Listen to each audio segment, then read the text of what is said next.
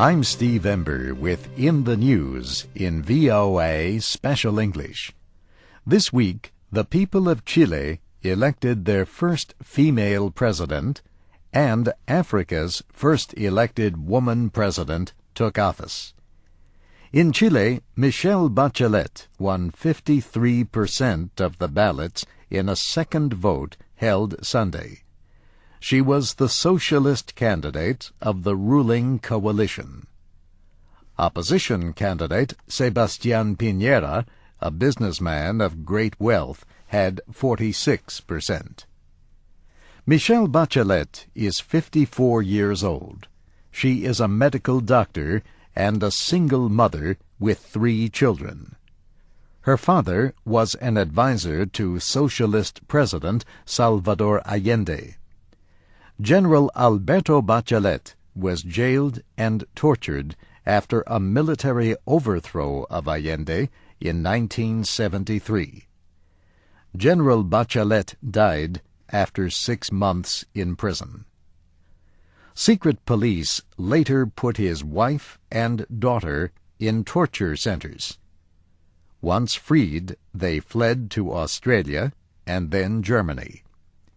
Michelle Bachelet returned to Chile in 1979, but the government of Augusto Pinochet refused to let her work as a doctor. The dictatorship ended in 1990. In 2000, President Ricardo Lagos made Dr. Bachelet health minister.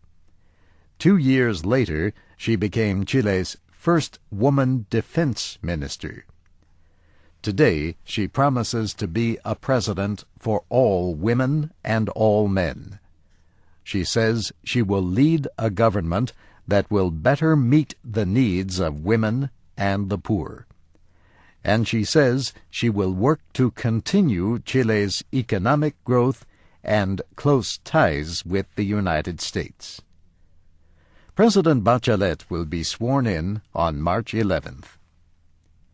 In Liberia, Ellen Johnson Sirleaf was sworn in on Monday. She is 67 years old. Over the years, she has served in the government and the opposition.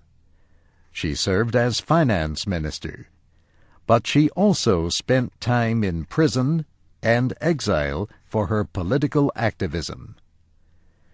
Ms. Johnson Sirleaf defeated a former soccer star for president in November. Now she has the job to begin rebuilding a nation torn by civil war. Charles Taylor started a rebellion in 1989.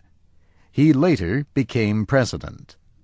Conflict continued until he resigned in 2003. Ellen Johnson Sirleaf promises a break with the past. She says many years of problems have hurt progress and national unity and kept old disagreements alive. She says her goal is to improve the lives of the people in Liberia. Ms. Johnson Sirleaf studied economics at Harvard University in the United States. American First Lady Laura Bush and Secretary of State Condoleezza Rice both attended the historic swearing-in. Liberians call their new president the Iron Lady and Ma Ellen. Ms. Johnson Sirleaf explained both names to a reporter from the New York Times. The Iron Lady, she says, comes from the toughness of many years of being a professional in a male-dominated world.